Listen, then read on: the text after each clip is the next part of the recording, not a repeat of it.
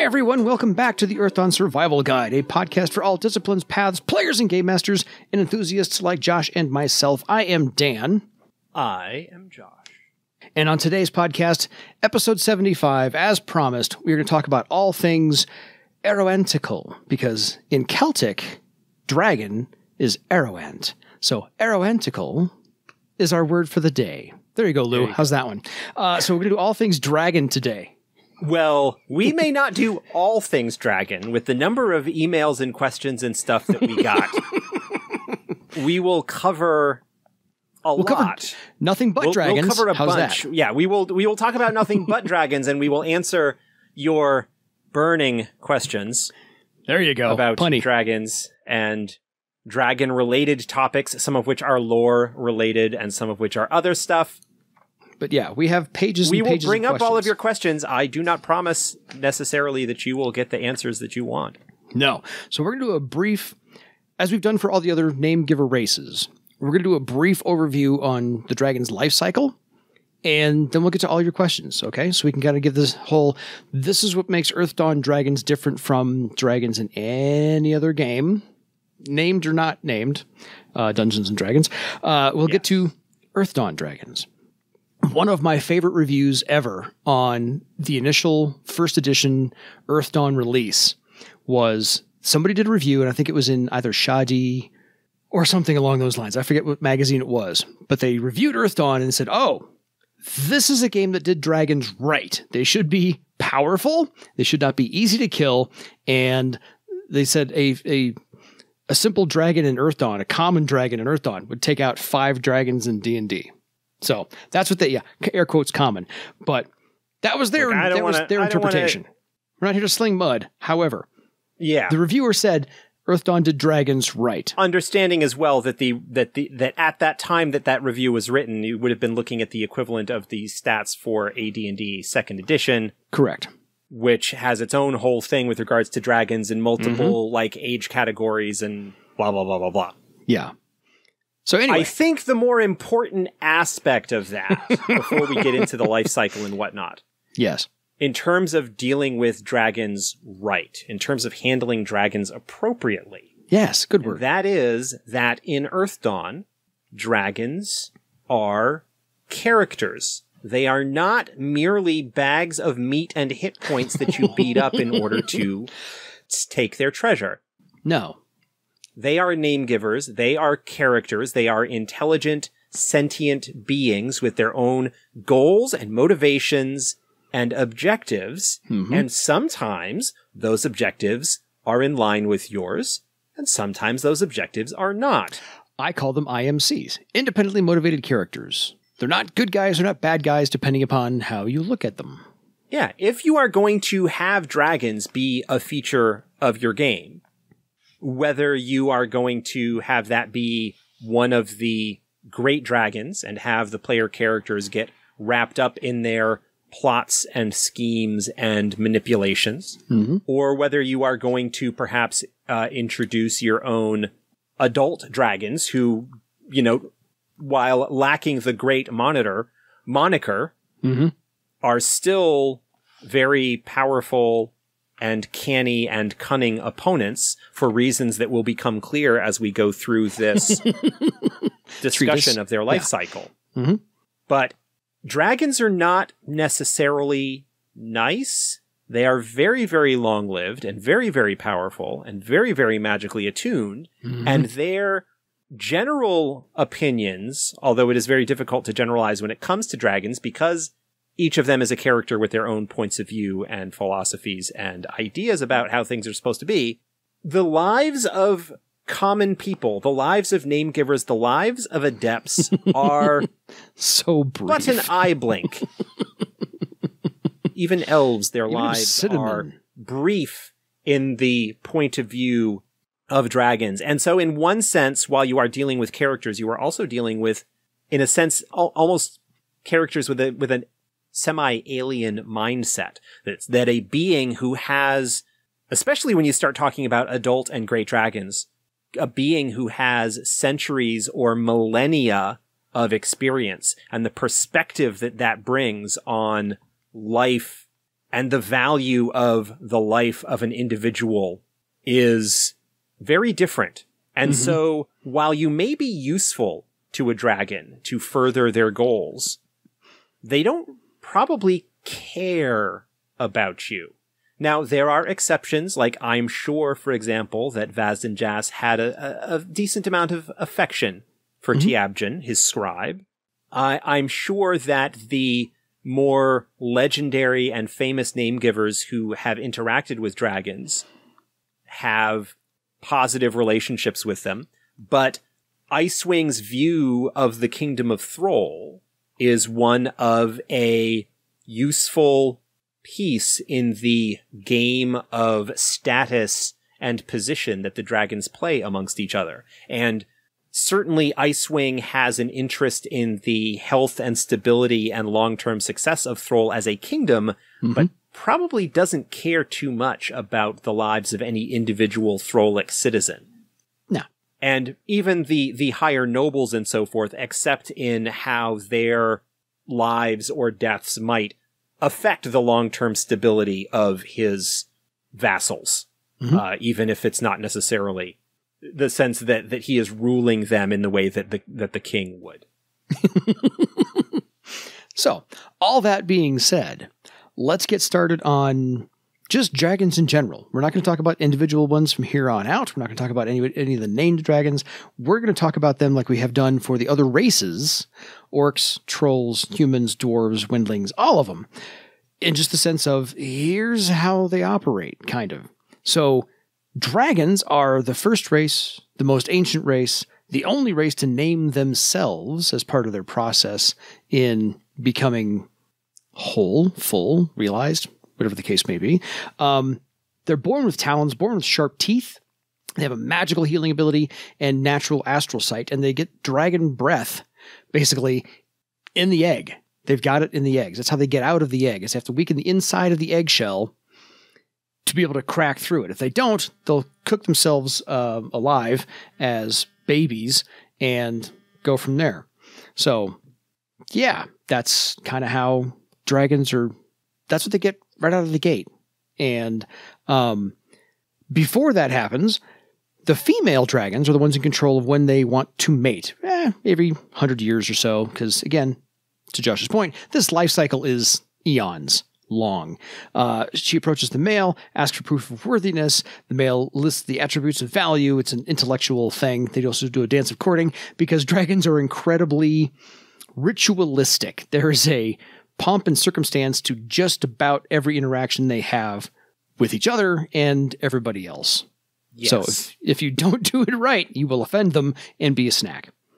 Yeah, and that ritualistic society is something that in his treatise on dragons, Vast and Jas brings up as something that was created in the early days of dragon society as a way of preventing them from killing each other and always going to war, so to speak, and fighting each other and whatnot. That with these rituals and cultural practices that they have developed that allows them to exist as a society, such society as there is largely to help minimize violent conflict between dragons. You know, which is to say, like, direct claw on claw, tooth on skin conflict. The conflicts that dragons have with each other are much more subtle and generally involve the manipulation or undermining of other dragons' assets, and weakening them in that sense,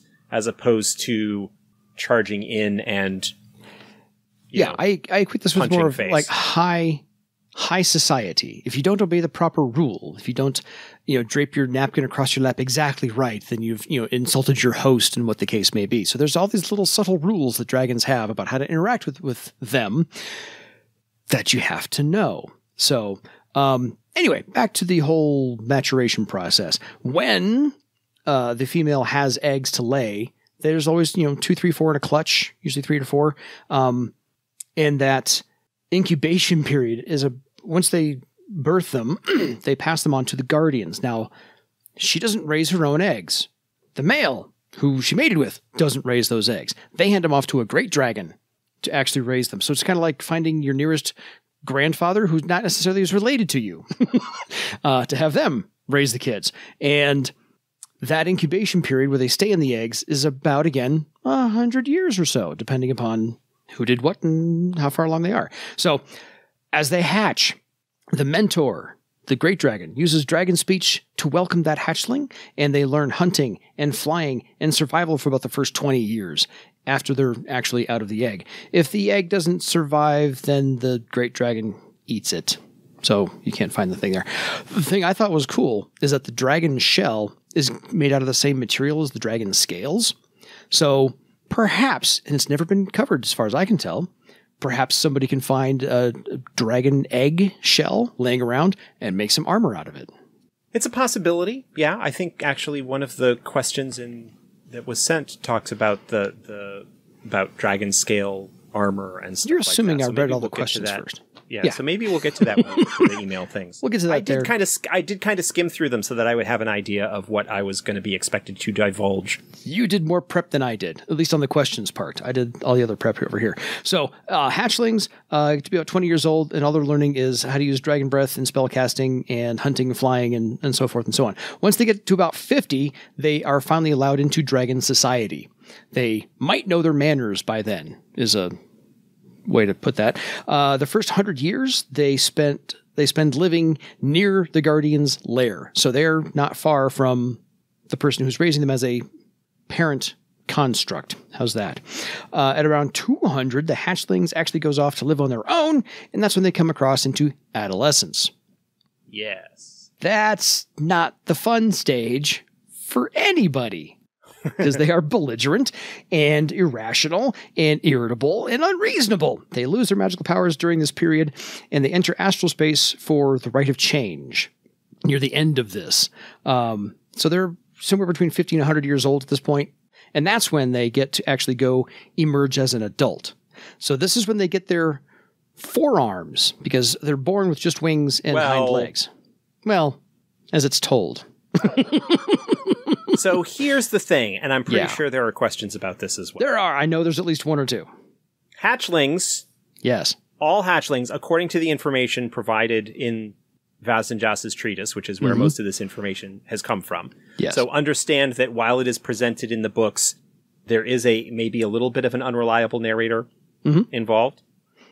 Hatchlings, young dragons, first hatched, have the typical, head, neck, body. They've got 2 wings and 2 legs. They do not have... And a tail, yeah. And the tail. But basically, they resemble wyverns. And then the question gets raised. If they look like that when they're hatched, then are wyverns actually adolescent dragons? Vazenjas says no. Vazenjas says no. Vazenjas denies it profusely. Yes. Says that the resemblance is coincidence. It is strongly implied, but never actually confirmed, that wyverns are in fact adolescent dragons. There's a little bit of a potential issue with this, just in terms of, if you think about it a little bit, just in terms of numbers, if a clutch only has 4 or 5 eggs, and an individual female only clutches every century or so, the actual numbers of adolescent dragons might not be high enough to justify the population of wyverns, depending on how common you think that they are. But also you could look at it and say, well, Vazenjas is being a little bit canny in terms of the actual number of eggs. And maybe there are a lot more that are clutched than believed. It's possible that maybe the higher population of wyverns is the result of dragon clutches that are not shared with a great dragon. Perhaps there are dragons out there that don't follow this protocol despite its insistence or its important role in dragon society. It's possible that because of the ideas that dragons have of survival of the strongest, and that part of the thing that is talked about with the adolescence stage, when they lose their magic and kind of go feral for a bit, is to weed out those who would not be able to survive in the wild as a dragon. So there's all sorts of stuff, none of which is confirmed, and all sorts of fun ideas that you could potentially play with if you want to in your game. Yeah. There is no need necessarily to explore that, and I think one of the cool things is actually kind of leaving that question open for the potential ramifications and interesting stories and ideas that might come about as a result of it. I think it's fascinating stuff. But to get back to the point, ultimately, when the adolescent dragon undergoes the rite of change and enters astral space and forms the astral cocoon where they transform into their final form, yes, the form that they come out with is actually dependent, isn't it, on the great dragon that they clutched with? I believe so, because there is a difference between... Because not every dragon... Because we're not going to get into them in too much detail here this episode, I don't think. But we've got the 4 different types of dragons that are described in the text. There's the Western dragon, the common dragon, which is the one that everybody thinks of with the 4 legs and the 2 wings. Yep, the head and the tail. Leviathans. There's the Cathay dragon, the Eastern dragon, which has the 4 legs but does not have wings. There's the Leviathan, who also does not have wings, and in fact, their legs are more like flippers. Yep. And less developed. And then you've got the feathered serpents, who share that wyvern shape of just the 2 legs and the wings. Yes. But they have feathers. So the form that an individual dragon comes out with from their adolescence, they may or may not grow those additional wings. Those wings... Like, they basically undergo a magical transformation into their new form. And I'm pretty sure, this is not one thing I looked up, but I'm pretty sure that new form is based on the dragon that they clutched with. And so a Western great dragon would result in Western dragon adults that result. Yeah, it depends upon which... Which is why you tend to have the dragons of similar types geographically being together. Exactly. So once they emerge... as Josh said, they are now named, and they get to choose their own name. So, Vast and Joss, Icewing, Mountain Shadow, things like that. And that's, of course, what the Namegivers call them. Maybe what they call each other is a different thing. So, dragon names is a whole other thing. That's a whole other podcast. I would suspect that their actual names are the sorts of things that can, because they involve dragon speech, are not the sort of thing that can be pronounced by the lesser races, as they describe them. Exactly. By the young races. But they have titles, they have honorifics, they have names that they go by. Icewing is not his actual name. No. That is what he is commonly known by. Yes. Amongst lesser races.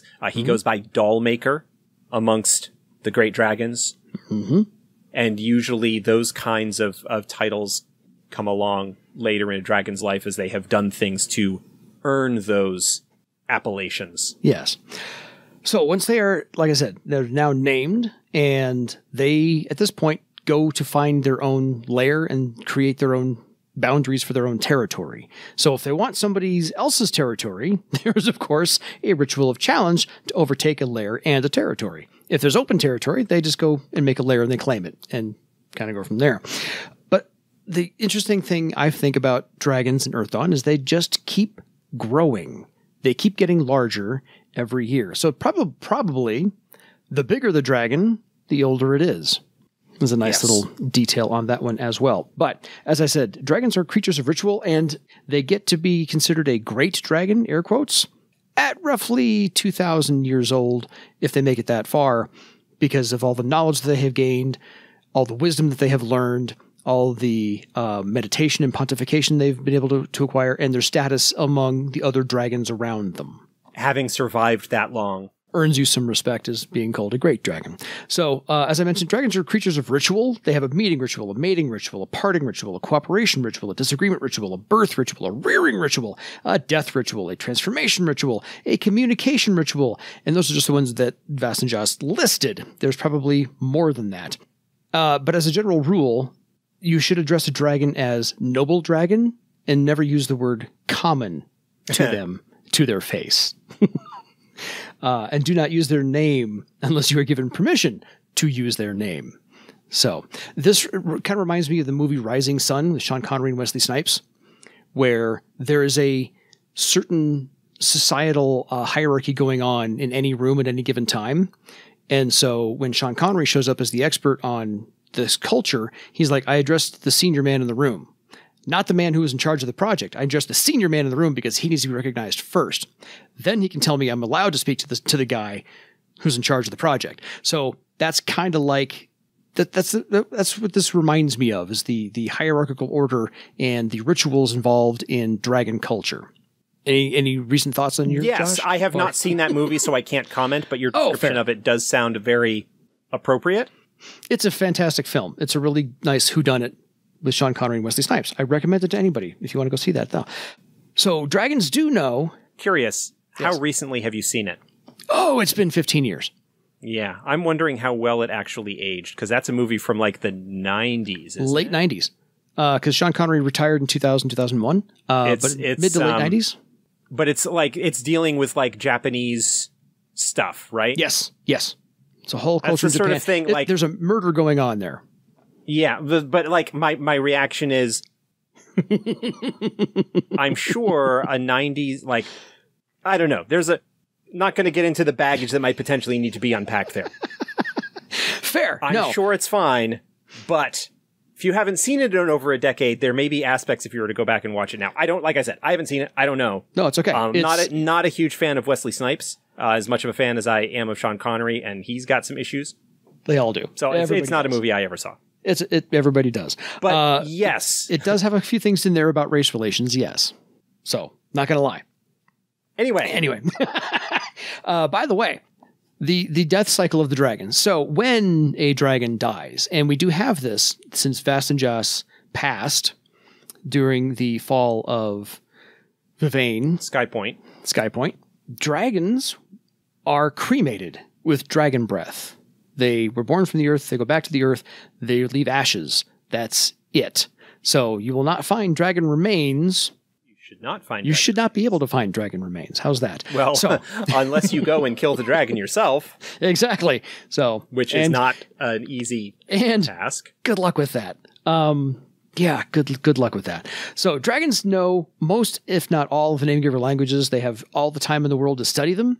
They know every movement and posture has meaning as far as when they interact with one another. Tilt of the head, flap of the wing, where their body is, how the legs are arranged. Every single thing that they do either is to convey nonverbal communication as well as the dragon speech communication while they're interacting with other dragons. So dragon speech is more of a projection of thought into another mind, and they have their storytelling and their lore is, can't say written down, but transcribed and recorded into memory crystals. So as you enter a dragon's lair, if you're so lucky, by invitation, you'll find that it's littered like Superman's cave in the Fortress of Solitude.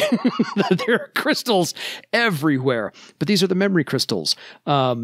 And so all of their lore is written in dragon speech in this thought recording in the crystals. So I find that just one of the more unique bits of flavor for Earthdawn dragons is it explains the hoard of gems and things in their lair. Not a bad thing. I like it. And speaking of which, the most important place to a dragon is their lair. It's most commonly a cave high in the mountains. They like it dry, temperate, it's cool, in the daytime, warm at night, and new lairs are hard to find because of horror taint in lots of places around Barsafe. So other than that, we're going to do this real quick. Dragons sustain themselves magically, but they also like to eat fresh, raw things, primarily carnivorous. Shalmora is their dreaming-like cat sleep, because cats don't really fall asleep. They just kind of meditate. So the Shalmora for dragons is their deep meditation, pondering, where they're not really asleep, but they're, they look like they're resting. And that is a wonderful word to have for what the dragons actually do. So other than that, dragons can and do take Namegiver form. Yeah. That's fun. So you may have interacted with a dragon in your game and never have known it. It's certainly a possibility.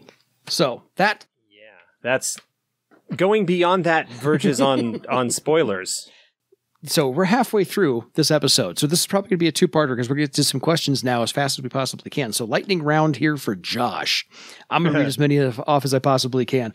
So on to, and I took off most of the names because just probably don't have time for all these. And a lot of these came from the Earthdawn Guild. So I didn't even write down anybody's name as to who asked the question. Because the more important thing is let's get the answer versus credit to who asked the question. Sure. So, thank you so much for doing the dragon episode. I've always thought Earthdawn and Shadowrun have done dragons correctly. They should be scary. Here are my questions. 7 of them.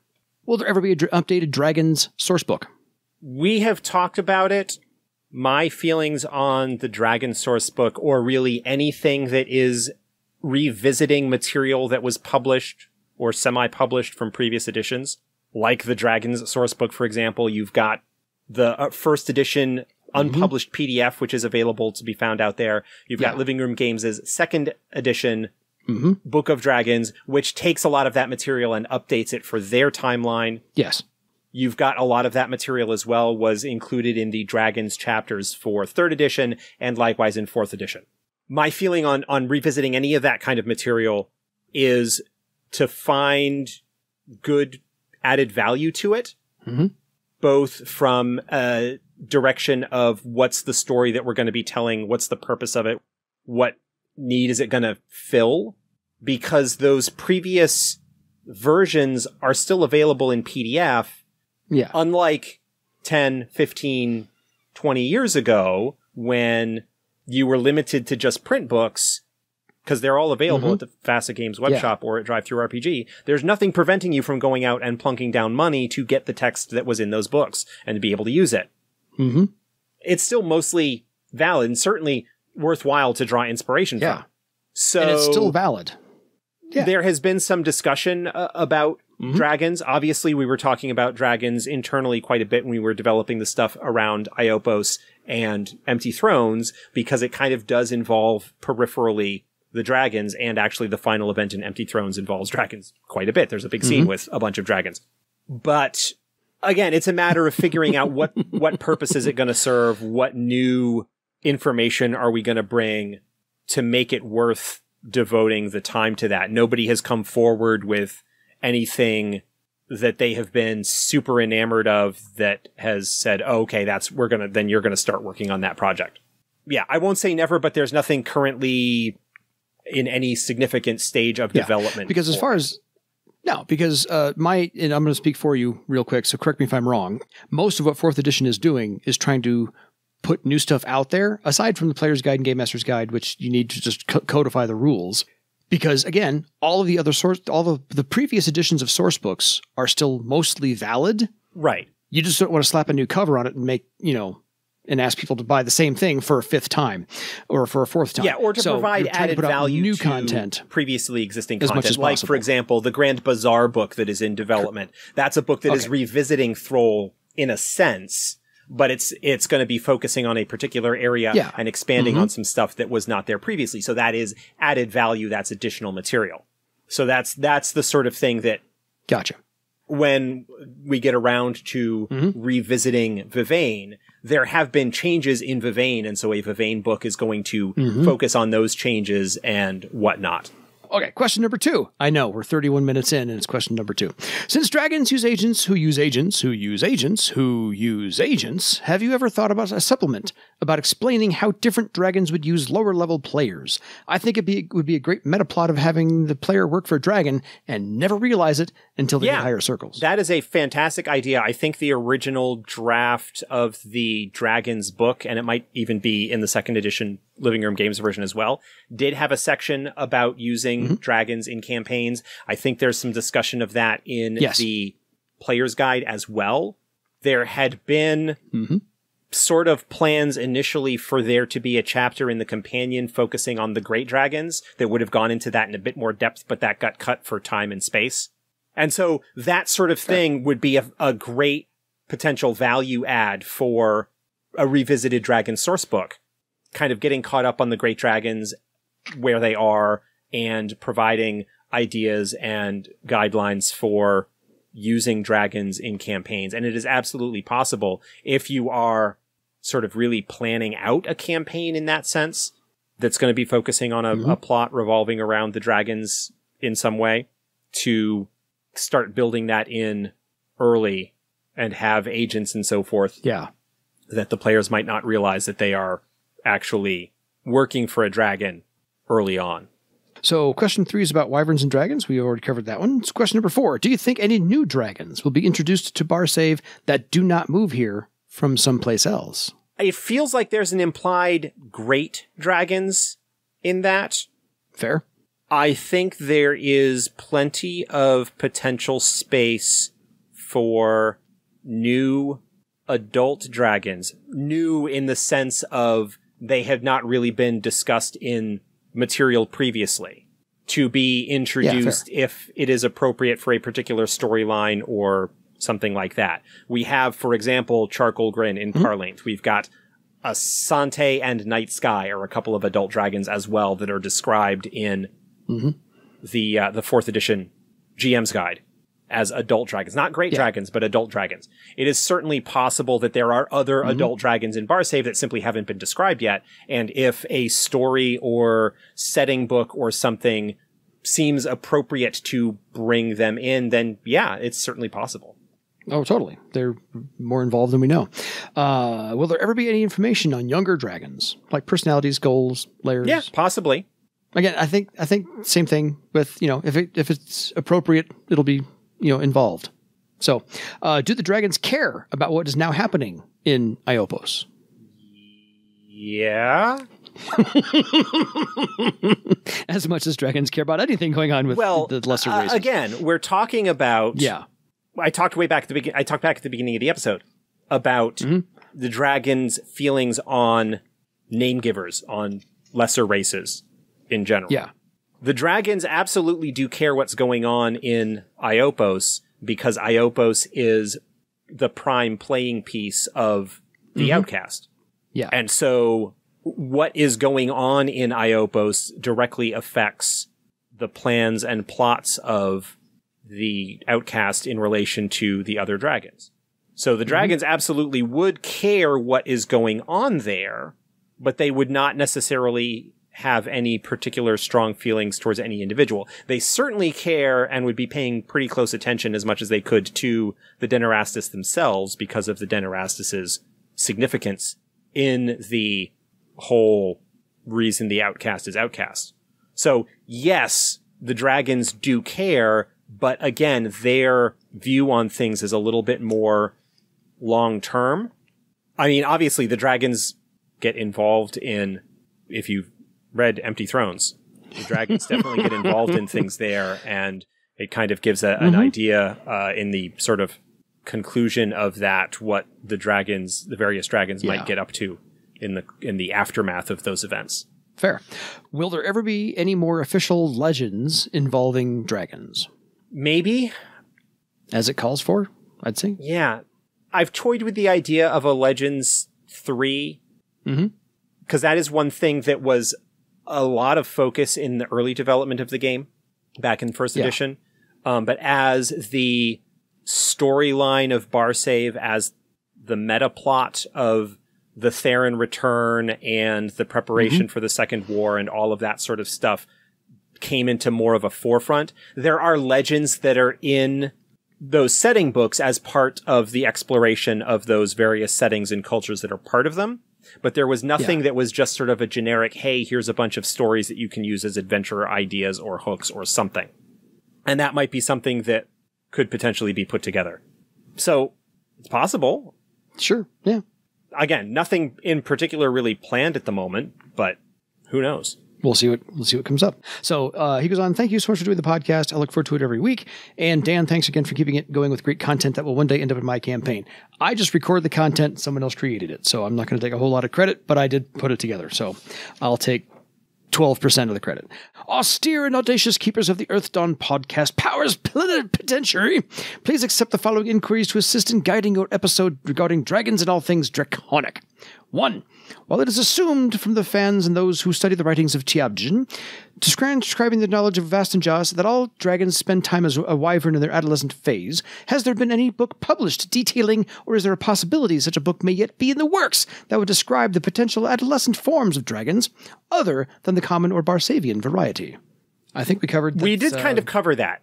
As far as the information that has been published so far indicates, all dragons, regardless of which final flavor they take, bear that wyvern resemblance.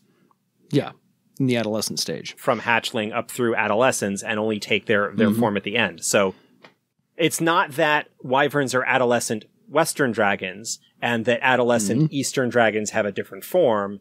Nope. At least as Vaz and Just presents it. Again, unreliable narrator. He may have his own motives for presenting things the way that he did. Yep. That all dragons look like this, and then they take a different form upon maturity to adult. 2. As the species of dragons known tend to map to elemental associations, common Barsavian earth, Cathay and Sirish air, feathered serpents fire and sea, well, water, is there any work on a 5th species of dragon that would map to Earthdawn's plant elemental influence? No. Okay, fair enough.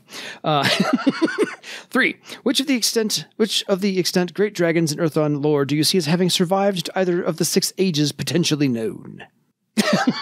Well, we're talking about Barsave. Yeah. Generally speaking, and it's a lot easier for me to speak to Shadowrun than it is to 1879. Because 1879 has their own stuff going on, and I don't want to tread on any of their toes. Okay. In Shadowrun, Mountain Shadow, a.k.a. Dunkelzahn, obviously survived to the 6th age. Icewing did. He doesn't show up until later development. He is Ghostwalker, the dragon that comes out of the rift and ends up like taking over a big chunk of Denver. I suspect that Vast Green, which is Usun, probably survives and is maybe involved down in the Amazon. I don't think the Outcast does. I don't know. To be honest, I haven't really thought about it. My feeling on the intersetting connections are more Easter eggy than writing a vast millennia-long saga of all of the various stuff that goes on. Fair. That's all right. You know, I mean, I could certainly come up with reasons that any of them necessarily survived. I think probably the only one that doesn't is probably the Outcast, because I think that ultimately there is going to be some kind of conflict, and I don't know that we'll get to it in like 4th edition development. It may be something that would be decades down the line, but I would see if the Outcast gets too big for his britches, that the other dragons actually act to put an end to him. I could see that happening.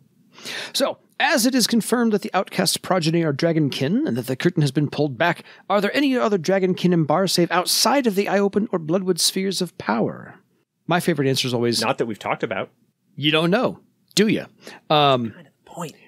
The only theory along those lines is I have heard that people have suspected or theorized that Garlthic, because of his advanced age, is in fact a dragonkin orc.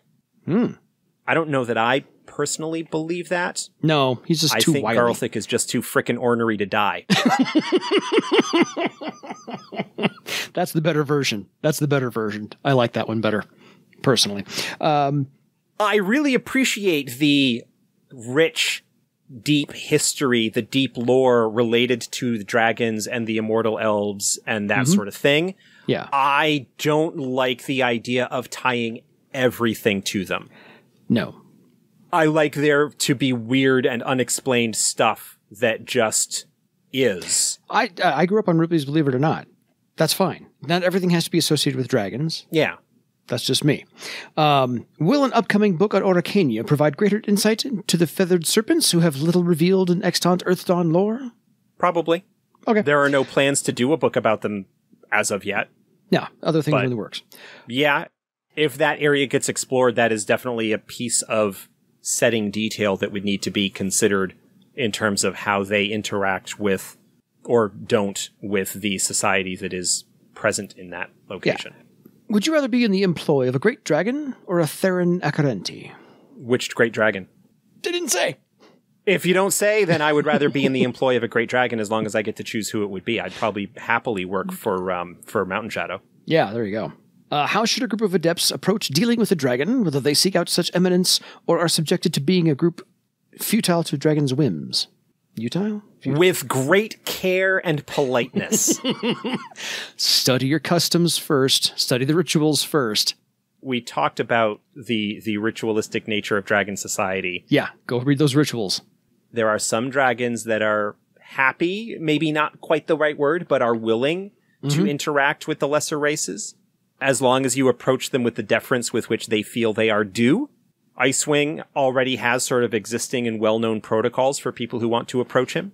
Mountain Shadow, at this stage of things, is a little bit less welcoming than he becomes later on in his life, at least according to the Shadowrun timeline. Charcoal Grin probably might be approachable.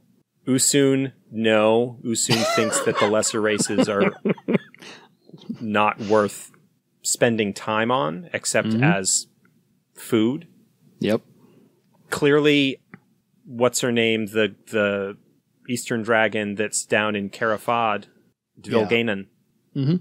Obviously not commonly known that she is a dragon, but is more than willing to interact with Namegivers, as is, I think, common to Eastern Dragons, to the Cathay Dragons in general. Yes. But yes, in general, with great care and deference and politeness. Yeah. I still remember the impression that was left by Icewing on the group of player characters when I was running through the Prelude to War storyline, and they brought the wizard Hefera before Icewing, and Icewing swallowed him in one bite. A couple of bites. And yeah. Do it right, or don't do it at all. Will the truth of House Hangyoke's draconic manipulation be confirmed in writing within the next 5 years? Don't give me a timeline. 2026? Yeah, no, don't sorry. give me a timeline. Things kind of work at their own pace. Yeah. As time allows. Maybe.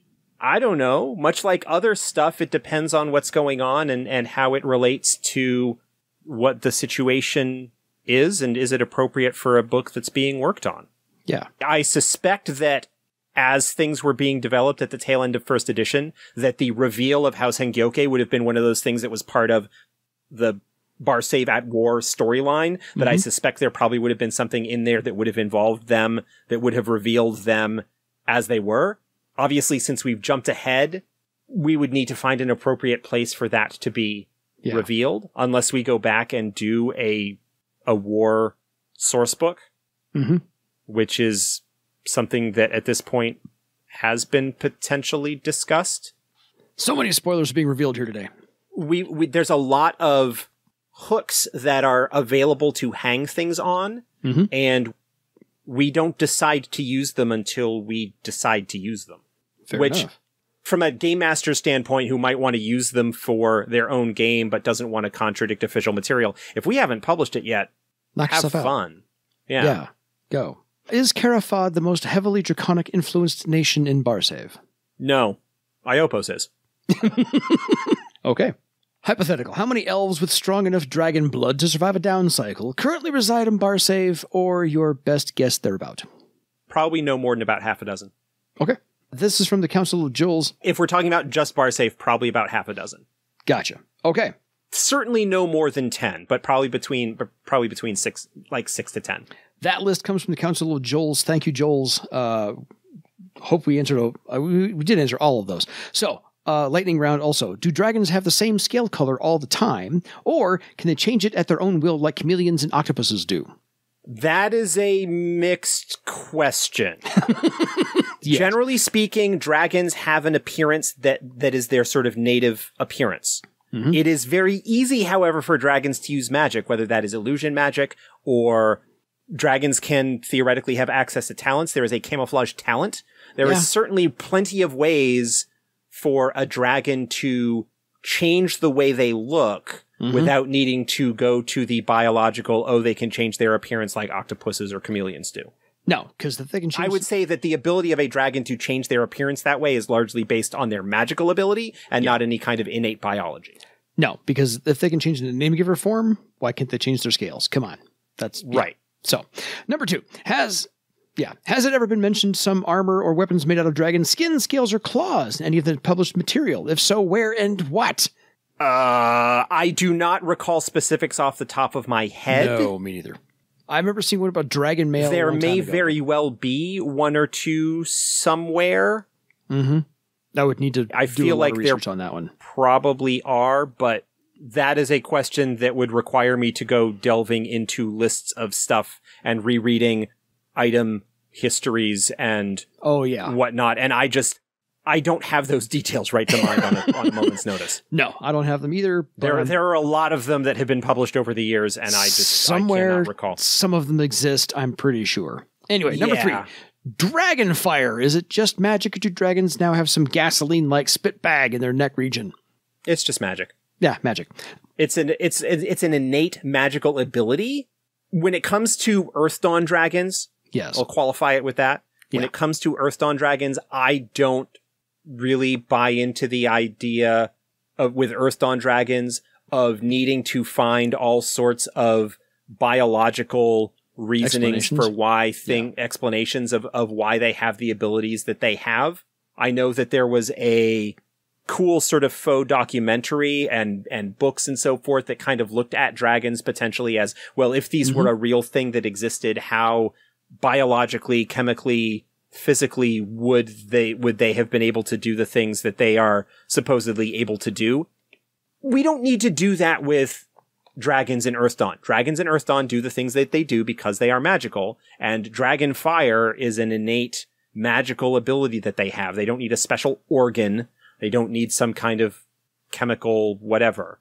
Again, nothing against approaches to dragons that try and do that. No. It's just not something that I think is necessary in terms of trying to explain Earthdawn dragons. Agreed. Entirely. Word for word. Far Scholar and Dollmaker are 2 of the eldest and most powerful dragons. They are brothers, air quotes, both from the class clutch of all wings, and as such have been described as princes among their kind. Is it possible that any other known great dragons are descended from all wings? Any other known great dragons? No. Because if they were, they would have been mentioned as such in the essays that the Outcast published that are part of the Dragon's Sourcebook. Okay. That does not necessarily mean that there are great dragons in other areas. Good point. That have not been mentioned or described that are not descendant of an earlier clutch of all wings or something like that. Yeah. Just that of the Barsavian dragon, the great dragons that we know of, the only 2 are Icewing and Mountain Shadow because they are specifically called out as such. I imagine if any others were, it would have been said so. Yeah, because the Barsave is a really small map of the globe. So, does the significance of Barsave in the 4th world point to the region being important during the Age of Dragons? The domain of all wings, perhaps? No. Well, I mean, it's possible, I suppose. It's not something that I've ever considered or thought about. We're getting into like ancient lore, deep history kind of stuff here that, while fascinating, I don't have the time to sit and muse about unless it's something related to a project that I'm working on. Fair. Again, nothing wrong with that, but one of the things that I have found as I have shifted into development is that there are only so many hours on the day, and if something is not related to a book, I don't have the ability to focus as much time on it. Fair. The world is a big place. I think part of the reason that Barsave is the focus is to kind of tie into the idea of the cradle of civilization and how the earliest cities and whatnot that arose in human history kind of grew out of a little bit further south, but out of that kind of South Central Asian area. Yeah. Because of that sort of thing. But I have no idea whether it's, I don't think that its focus in Earthdawn has anything to do with All Wings. I don't think that was something that was an idea when it was first developed. Fair. Lou can feel free to correct me on that, but I don't think that feels like something that was developed later. Intentionally so? Yeah. All right, fair. Was she the lore keeper of the great dragons at that time? Is it possible that she originated this role? I don't know. All right, next. Is it possible? Yeah. Did she originate the role? Probably not, because as famous as All Wings was, she was not one of the first dragons. And it feels like that it might have been something that existed prior to that. Mm-hmm. We sort of know a little bit about the previous generation. Yeah. When we talk about All Wings and Thermail and a couple of the other great dragons that have passed for various reasons. Mm-hmm. But there's a lot that we don't actually know about the Age of Dragons and what was going on way back when. 10,000 years before Earthdawn. Yeah. No. So it's possible that All Wings was lorekeeper. I mean, there are other positions in Dragon Society. All Wings may have been one of those instead. Yeah. Sure. I don't think it's likely that she originated the position. It doesn't ring true for me. Gotcha. We're going to stick on All Wings for a while for this list of questions. The significance of All Wings' heart is a bit more evident in Shadowrun. What significance do you place on the heart in the Age of Legend? None currently. Okay. The eyes of All Wings are also a powerful artifact, and one legend about her... Hold on. I don't mean to be dismissive of that. I know. I was just rushing to the next question. These are questions that's like, we don't have anything planned for it. Mm-hmm. And this is not out of we can't touch it because of Shadowrun does something with it later. No. If it somehow becomes interesting or important to a storyline or something that we're developing, then maybe it will. But as of right now, I haven't given it any thought whatsoever. Okay. Fair enough. I've had other things I've needed to think about. The eyes of All Wings are also a powerful artifact. And one legend about her death would-be dragon slayers are given the choice between a scale and a tooth. Do either of these items still exist? Sure. I wouldn't see why not. Is that referring to the legend in the Adept's Way from the Warrior? It might be. That's what that's reminding me of, and I didn't necessarily connect that with All Wings. Gotcha. Oh, yeah. Yeah, so if you've got the Adept's Way source book for first edition, the Story Talks starts on page 87. Yeah, there lived two comrades in arms, cavalier of a rich dwarf kingdom and her squire, an orc warrior. The dwarf was a swordmaster. As their legend reached its greatest height, their path took them bound and shackled as prisoners to the court of the dragon known as All Wings, for it was a time when dragons ruled the land and other Namegivers built legends at their peril. So the dragon, All Wings, I shall award the survivor a great treasure.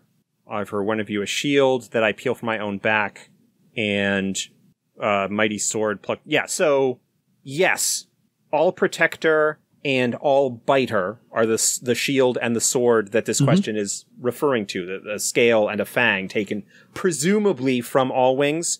Do those still exist? It's possible. Why not? Outside of this legend, they have never been described or detailed, or as far as I'm aware, in any published material. I don't recall any of those being statted out, no. I mean, they certainly have not been statted out. Those are things that I probably would have remembered. Yes. But yeah, if they existed at all and weren't just a story to offer a lesson on the warrior's way, it's possible that they still exist. Who knows? Who knows? What other artifacts of All Wings might exist? Really stuck on All Wings on this batch of questions. Well, I don't know. Yeah. We've got the eyes. Those clearly exist because Icewing and Mountain Shadow use them to communicate with each other. Theoretically, we've got All Biter and All Protector, the scale and the tooth as a sword and shield. I don't know. Nothing immediately comes to mind. I can't. I wouldn't want there to be like a huge number of artifacts connected to All Wings. That kind of seems to me to water weaken down yeah. The fact that the eyes exist at all, in fact, given the stuff we talked about with dragon death rituals and how dragons be cremated and you're not going to find remains is a pretty significant, like, if there's a sword and the shield, they may very well be in a dragon's one scale, hoard. one tooth, and 2 eyes. I suspect that, if All Biter and All Protector in fact exist, they are very likely either lost in some abandoned care, in which case, hey, there's a great potential campaign hook, because I suspect that the dragons would be very interested in getting them into one of their hordes, or they are part of an existing dragon's horde, and at that point, maybe who knows what. Yeah, exactly. Like, I can't think of anything else off the top of my head that would seem to be appropriate. Or desirable. I'd say those 4 are pretty good. We're talking about things that thus far don't really have any bearing on stuff that we're working on, so I haven't given it any thought. Fair. Not that it's a bad question. It's just not a question that I have an answer for because we haven't needed to answer it. Again, we have answers. They may not be the ones you like.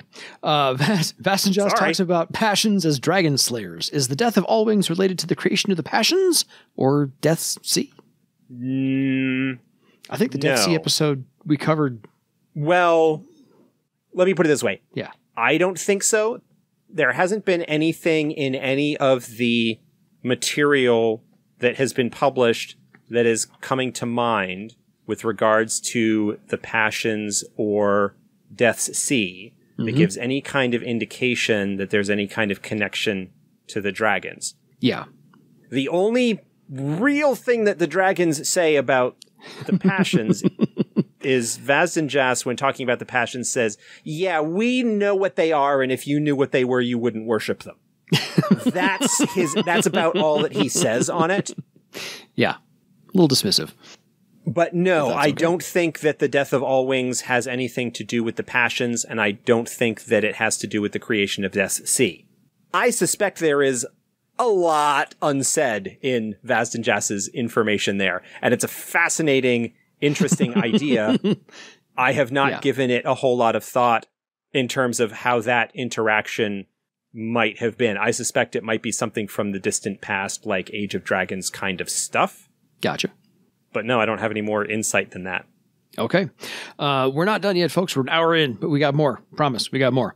It is well established that Earthdawn does not support half-breed races, except dragons.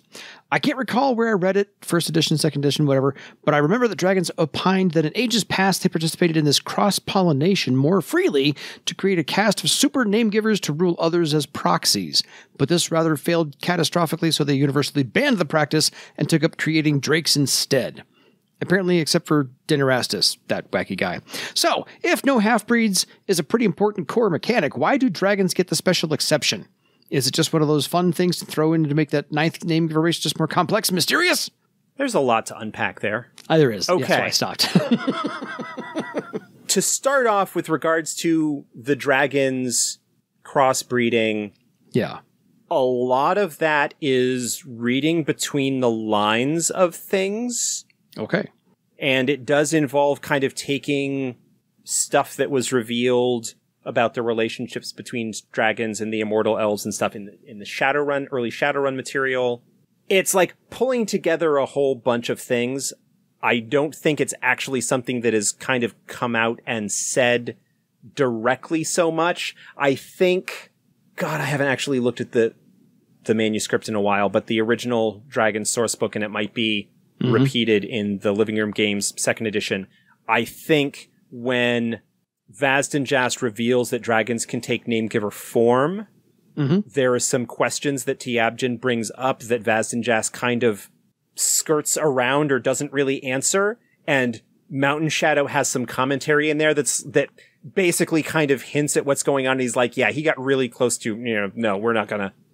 That's the gist of things. Yeah, they engage in the mating rituals of other name-givers, but I don't... Yeah, I don't think that the no half races thing...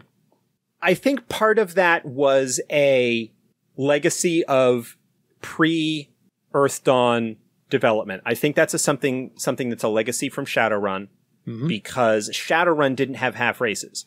And when it was decided that Earthdawn was... which was fairly early in its development, that Earthdawn was the previous high magic cycle, that rule had to kind of carry through. And I think then at that point, obviously I wasn't there. I was not involved in the development of that stage of the setting or when those things were made. Mm-hmm. At this point, this is just kind of like speculation. They're dragons, man. They break the rules. They are super magical beings. They can do stuff. And it's not they get the exception to break the no half races rule. Yeah. It's, we needed a reason for them to, and I don't even know that I would necessarily go and say that the dragonkin are half dragons. Mm-hmm. I don't know. It's a really complex kind of messy sort of situation that this was decided because they're super magical and they can take human form or, humanoid form if they want. Yeah. And if that allows them to crossbreed with the lesser races, what is the result of that? Oh, well, the result of that is maybe we got the immortal elves, and the immortal elves were the ones that overthrew them, and that's why the dragons went, oh, maybe this isn't such a good idea anymore, and just came up with alternate methods of having servants that would, like, I know, having spoken with Lou and having talked to other folks who had worked on first edition development stuff and reading some of their commentary and things about that, a lot of stuff didn't get decided until it needed to be decided. Yeah. I like that kind of development ethos because it doesn't tie you into anything until you need to. Mm-hmm.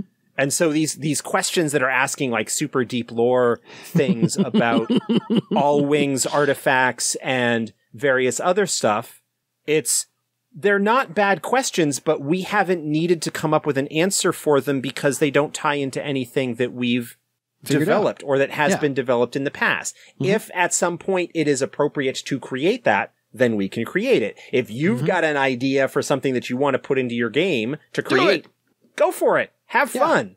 That's awesome. Stretch your creativity. There are things that we know, perhaps, that we haven't revealed. There are some ideas that we've got that, like the Hengyoke thing, for example, which I haven't made a huge secret of, but has not been officially published in any material. This is a kind of semi-open secret that goes back 20 years. Yeah. Or more at this point. But I love how people are fascinated and engaged by the deep lore of the setting. I know, I understand that feeling because I was there myself. Yeah. I remember like putting together a Charlie board of, here's the information that we got, and here is my wrong hypothesis as to what this thing is referring to kind of stuff. Yeah. It's just, there's no 600-page volume sitting on my desk or on my bookshelf that contains all of the secrets that I flip open and have the light bathe my face from beneath and put on this amazing grin and just lord over this secret information like a dragon. I'm the person who has their this. Own. Yeah. Again, great questions. Love them. But there aren't answers yet. There aren't official answers yet. There aren't published answers yet because there haven't needed to be. Fair. Any more? Follow-up. Oh yeah, we got. Okay. Like 6-8 more. No, you're fine. Are there more hidden or leftover half-dragon lineages walking around besides the Denerastus? Maybe Ardelia, Alakia, the Heaven Herds? Ardelia is not. Ardelia is a special case. Ardelia is her own thing. We could probably do a podcast on Ardelia alone. We could talk about Ardelia for a while, but we're not. Again, we kind of addressed this earlier. There was like a question along these lines earlier. Yeah. The Denerastus, the immortal elves. Mm-hmm. Beyond that, as a setting developer, in much the same way that I don't necessarily want to tie everything to dragons. Yeah. I don't want there to be bunches and bunches of half-dragon lineages running around because, for a couple of reasons, at least certainly in Barsave. Yeah. And probably not in other parts of the world so much. Simply because having that really kind of weakens the commitment that the great dragons of Barsave at least made to we're not going to do this anymore. It seems to me something that may be more common in areas where the dragons are a lot more involved in the day-to-day life. There may very well be dragonkin lineages in Cathay, where the Cathay dragons have a lot more involvement with things. I have no idea how the Cathay books from 3rd edition address that, if they do at all. It's possible that in the Earthdawn equivalent of the Americas, that there may be that sort of thing going on. It's certainly possible in other parts of the world that have not been described that those sorts of things might be in effect. I don't see any others going on in Barsave because of the very strong taboo that the Great Dragons of Barsave, at least, and the Western dragons, I think, in general, have against that because of what happened with the elves. Fair. Okay. Last one. So, half races, why do they not show draconic traits, scales, claws, like the Denarastus do? Or do the Denarastus show draconic traits? According to the Dragonkin information, both in earlier materials and as well, and is reiterated in Iopos and or Empty Thrones, Dragonkin do tend to display some subtle or not so subtle indications of their draconic lineage. It is strongly implied in the Iopos book, I think, that the Denarastus offspring who are more blatant about their about those signs are not allowed to live, that they are experimented on down in the flesh forges and various other things. I suspect that the other Denarastus who do maybe have some of those kind of indications use magic or various other means to mask them to the best of their ability.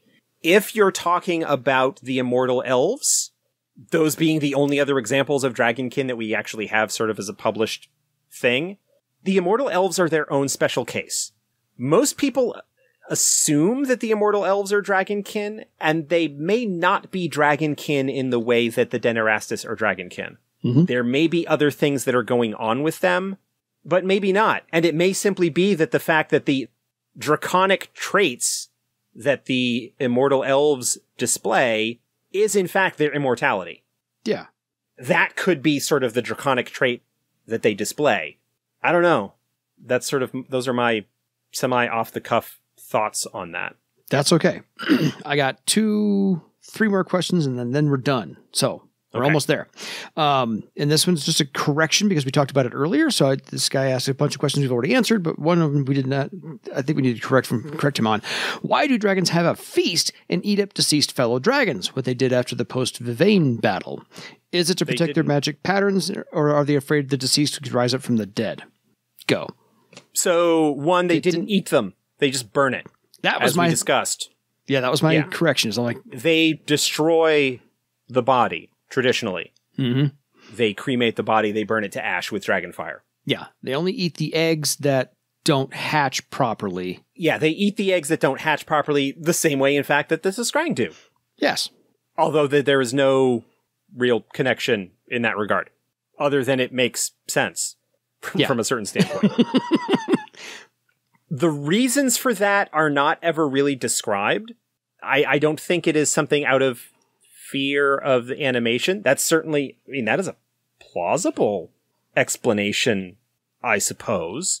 I don't know. It's not something that's ever really explored in terms of a reason that's being given or anything like that. Yeah, I just for a canonical thing, I like the fact that there's no remains of dragons, which is why right now on this Earth, generally, we don't have any remains of dragons to investigate. So anyway, so softball questions. We can end on a higher note. Is it an established secret that wyverns are teenager dragons? I feel like it is. Never mind. Less softball. We talked about that. If so, why do dragons seem to have such antipathy toward wyverns? Because teenagers suck, man. Tweens and teens, man. Sorry. I have a teenage daughter. I've got a tween as well. I have two. And I love them both. They are amazing, wonderful people. You know, we talked about wyverns, and we talked about some of the potential reasons why dragons treat wyverns the way that they are. It's also possible that, as Vazdenjas says, that the resemblance between young hatchling and adolescent dragons and wyverns are completely coincidental. Totally. The question becomes then, well, what are what are wyverns? Where do they come from? There certainly seems to be a lot of evidence to point to the fact that wyverns are in fact adolescent dragons going through their feral phase. Yeah. I don't know. We talked about that earlier in the episode. Yeah. So that's all I got for you. Otherwise, personal question for Josh. What's your favorite movie with dragons in it? We can just end on a higher note that way. Because I'm not going to ask what the most Earthdawn dragon movie there is. That's a whole separate thing. So I don't think that's going to qualify. That's a whole separate thing. That's a whole separate, yeah. I'm just saying, favorite movie that has any dragons in it. If I had to pick, gun to my head, you tell me you can only pick one dragon movie with dragons in it. What movie is it going to be? I would probably say Dragon Slayer. Okay. That is a movie that does not, I think, get credit, the accolades that it deserves. It did not do particularly well, but I kind of really like that one. Gotcha. It doesn't have a dragon in the sense of, it's much more of a feral, wild kind of nasty beast dragon than, say, an intelligent one like, say, Draco from Dragonheart. Exactly. Dragonheart, it's decent, but no, I like overall the story of Dragon Slayer better. Fair. But I also do not have a super catalog of I don't either. Dragon in my head. I don't either. There's Dragon Slayer, Dragonheart, obviously I just mentioned. Yeah. Reign of Fire. Love that one. Has its moments. Yeah. But let's see, what else has... Because I couldn't, aside from those three, I couldn't think of any off the top of my head because I didn't prepare that question until I have not, halfway through the questions going, we can get there. The clips that I have seen of Raya and the Last Dragon, the recent Disney film, I want to see that. I just haven't had a chance yet. Me too. 9 hours in the day. Yeah, Dragon Slayer is my answer on that. If you have not seen Dragon Slayer, track it down. It's a pretty cool fantasy flick. So anyway, I figured I'd bring all those up. But otherwise, folks, that kind of answers part 1 of our almost 1.5 length episode. We did get to all of the emails or messages that people sent. So those have all been covered here as part of this. We will certainly talk about dragons more in the future. We talked about doing much kind of like what we did with the Passions, of maybe doing a couple, like focusing on a couple of the great dragons or information that has been published about dragons in future episodes, getting into more specifics. But that does it for now. That does. So, folks. Extra long episode for you today, folks. Yeah, whatever we shorted you on the last one, we'll take care of in this one. Until next time, it is time for you to never deal with a dragon and your legend. Have a good night, everybody.